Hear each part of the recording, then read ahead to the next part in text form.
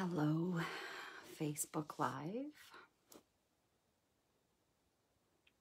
I am here for day 5 of my Rapture Squad challenge. And I'm gonna tag a couple of friends.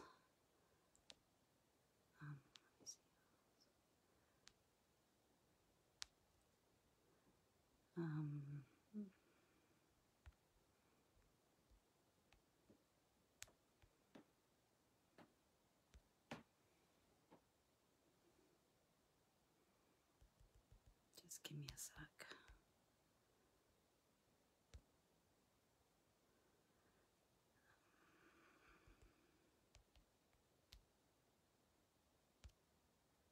There we go.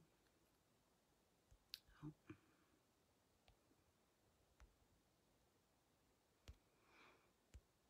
Okay. That's good enough for now. Hello, Crystal. I'm going to wave at you. Hi, Mom.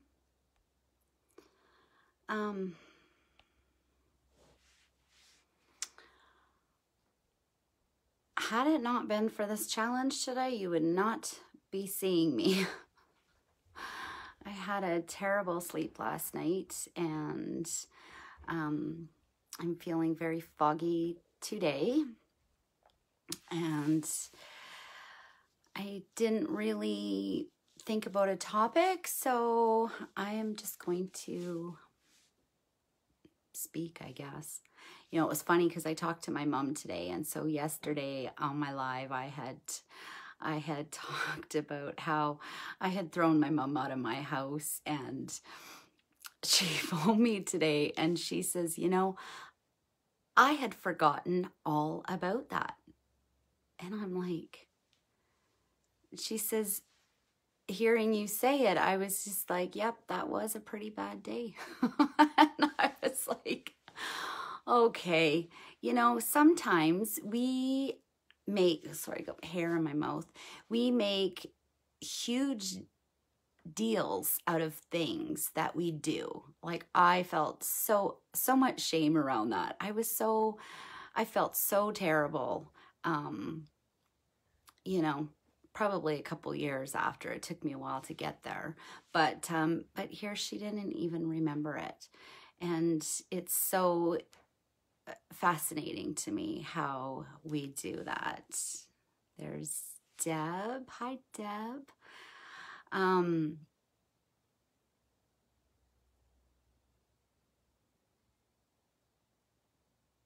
Yeah, we have these experiences. Sorry, see, that's my fog brain. I don't know if anyone on here right now is experiencing menopausal symptoms, but they're horrible, let me tell you.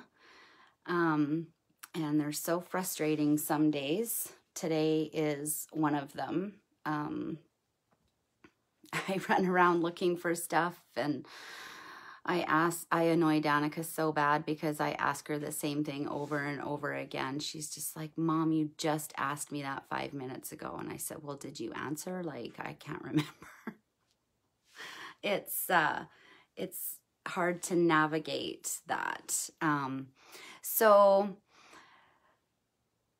yeah, today has just been a really foggy day and a headachy day and just a tired day. And I don't need to stress out about doing this. I'm doing this because I committed to it. And so here I am showing up saying, I don't know, I got nothing. But I did think about the conversation that I had with my mom today, and it made me laugh, and it made me think. And it made me think, how often do we do that? We we have an experience with someone and we either hang on to it or we forget about it. But when there's, you know, when you feel bad about it, the person, at least for me anyways, I felt bad about it. It wasn't a very nice thing to do. But I've been packing that around for a long time, and here she doesn't even remember it. Isn't that interesting? And I wonder, you know, we all do it. I know we do. I know I'm never alone in the stuff that I talk about. So yeah, I thought about that today. And I also experienced something else today. So this has been quite a stressful experience for me to do this. And I've been thinking about it for a long time, and I felt like I needed to clean my Facebook page up of all my family and friends. And I got started on it and I didn't finish it. And I was feeling kind of bad today because somebody actually friended me again. So, you know, I unfriended Daryl because I was afraid of his reaction to me doing this, to me actually speaking about my story and about my past and about the things that I've, you know, the trauma I experienced. And I guess the one thing that I would really like to say is that there are a lot of people that played a part in, you know, my entire life that we experienced really horrible, challenging times. I've hurt people. I've been hurt by people. And I want to come out and say right now that every single person that I ever felt anger towards, that I, you know, I think that when we hurt people or when we're hurt, we put filters on. And I'm going to use my mom as an example because, you know, I've had all these conversations with her. That's what I've been doing for the last 2 years is building on the relationships that I needed to build on and owning who I am. And so me speaking about these things publicly now is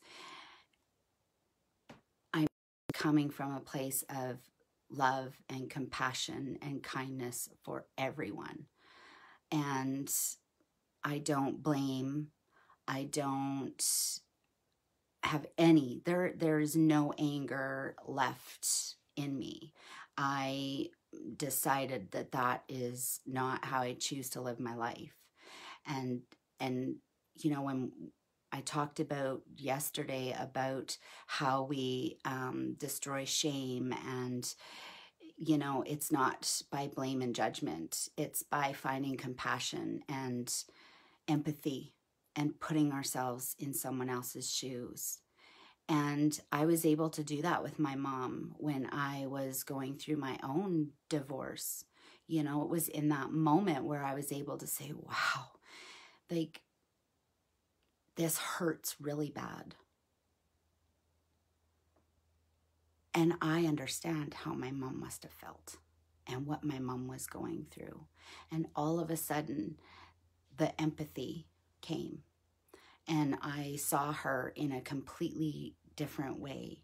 And the filters started coming off. I mean, these things don't just go away in an instant. You know, I worked my way into the shame bubble for 30 years of my life. And it's a process to get back out of it. And so it's hard to share my story when they involve other people. And if I'm being honest, those other people may not be in a healthy enough place to actually hear me speak my story. And So I just really need to be honest, and I just really need to say it out loud that I have nothing but kindness, compassion, love, empathy. That's how I choose to live my life. And that's how I choose to treat the people that I love, that have played a part in me getting to where I am today. And just the fact that, you know, my mom is here watching me is just not something that a lot of people that I know in the coaching world can experience. And so I'm grateful for that. And that is going to be the extent of my live tonight. I just kind of wanted to show up and do what I said I was going to do, which is do 7 days of live Facebooks. And so I'm done.